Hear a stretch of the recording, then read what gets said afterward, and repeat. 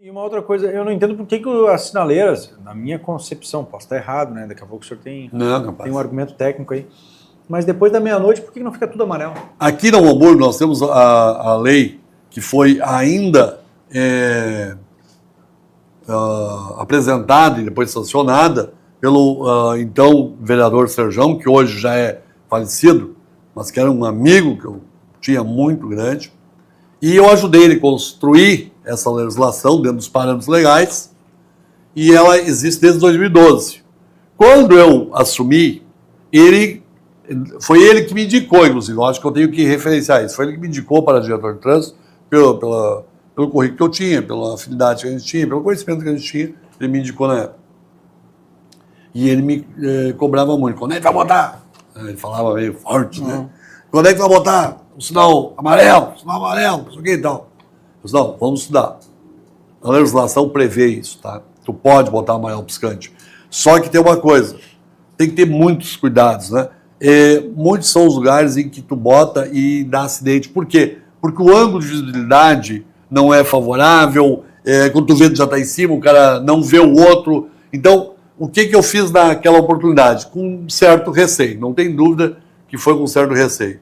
Estudei alguns pontos e coloquei 5. 5 pontos. Para quem é número, posso falar, foi colocado na Lima e Silva com o 1º de março, bem no final dos paradões, né, das plataformas, na Pedro Adams com Lima e Silva, na Lima e Silva com Bento Gonçalves, depois na Bento Gonçalves com Davi Canabarro e na Bento Gonçalves com o calçadão Oswaldo Cruz. Por quê? Porque era uma questão ainda experimental e o quanto isso ia dar resultado. O resultado foi muito bom, nós não tivemos até hoje nenhum acidente no horário, nesses locais, logicamente, né, em que tem o sinal amarelo. Não tem registro de nenhum acidente.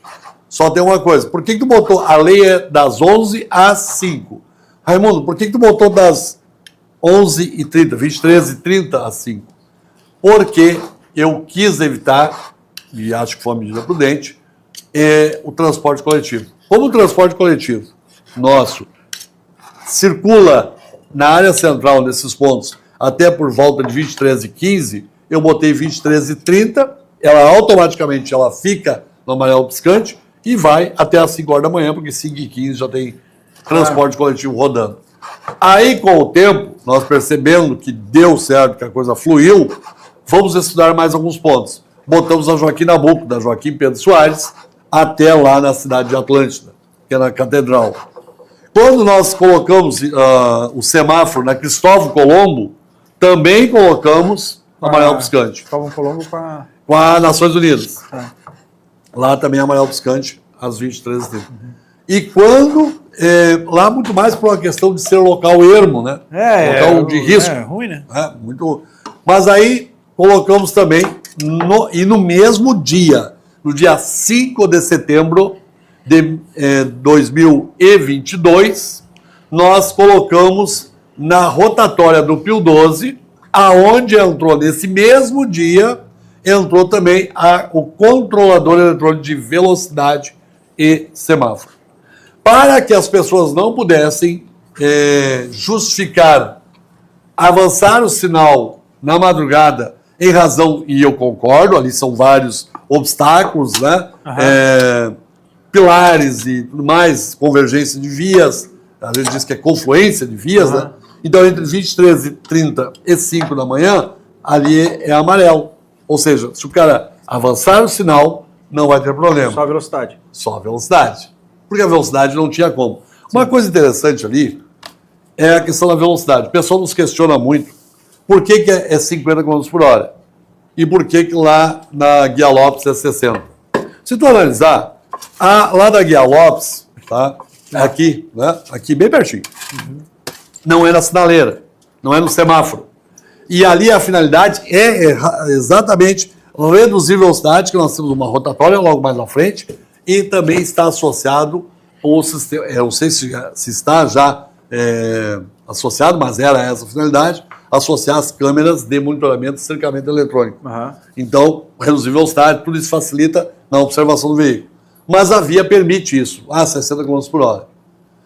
Lá na rotatória não dá para botar. É uma confluência de vias, tem uma escola logo lá. Então, e outra, a sinalização que tinha no zero patrocínio que descia, ela ficou confusa. E eu não discordo de quem nos apontou o erro.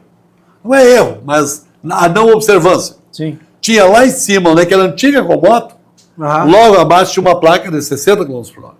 Chegava ali no cruzamento da Teixeira de Freitas com o Banco do Brasil, a antecedência era 40. E aí o controlador era 50. Então, 60, 40, 50. Não dava, né? Não. Ficava ruim. Aí o que eu fiz? Fui lá em cima e mudei a velocidade. Botei 50 e 40 ali, né? Virou 50 também. Então, toda a via ficou com 50. Para o cara ter uma continuidade, né? Assim foi feito também nas Nações Unidas com a TAPS. Eram os locais, aquele controlador que está na TAPS seria colocado na General Vargas, na Vitor Hugo Cunha. Estava até instalado, os testes foram feitos ali. Chegou na curva, quase na curva ali, né? Isso, os testes foi instalado. E os testes foram feitos ali, os testes de aferição, né? Porém, lá na TAPS começou a dar um acidente atrás do outro. E aí, na época, o secretário de Segurança disse, Raimundo, dá uma olhada, nós precisamos, mas não tem como contratar outro. Aquele da TAPS também pega a sinaleira vermelha? Pega, a sinaleira vermelha. Né? Então, o da TAPS, por que o da TAPS ficou 50? Não, era 50, por que eu troquei para 60? Porque inicialmente era tanto o número de acidentes que botamos 50.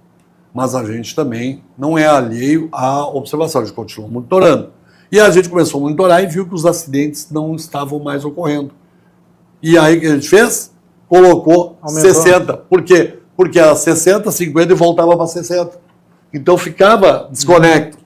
Então parecia que era um caça-níquel. E a gente não queria isso. A gente queria o objetivo, reduzir o número de acidentes. Por que não bota sinal piscante ali também? Porque aí eu preciso mudar toda a linha semafórica. Ela é circuito. Se eu botar o amarelo piscante ali onde tem o controlador, eu tenho que botar os outros também. E aí o número de acidentes tende a crescer volumosamente ao ocorrer do tempo. Entendi. Não tem dúvida. Ali é um lugar que o pessoal... ali no controlador eles reduziram. Eles passam de uma outra forma. Aonde não tem, de noite, de madrugada, o número de acidentes continua acontecendo. Então as pessoas às vezes acham que passou ali, eu vou botar... Não, eu vou trocar a mão dessa via. Não. Existe um estudo, né? Existe ou uma avaliação técnica, uma avaliação conjuntural, ou um estudo técnico. O estudo é bem mais aprofundado. O estudo tu avança os quadrantes, tu avança o entorno. E aí a diretoria de trânsito de Novo Hamburgo não tem hoje condições de fazer um estudo técnico. Tem que contratar uma empresa. E não sai barato, não. Para fazer o estudo técnico, aí vira um troço, um glossário, né? Sim. E a avaliação técnica são por especialistas, são por... o diretor de trânsito é uma pessoa... Por que não pode botar qualquer pessoa? E não é qualquer pessoa no sentido pejorativo.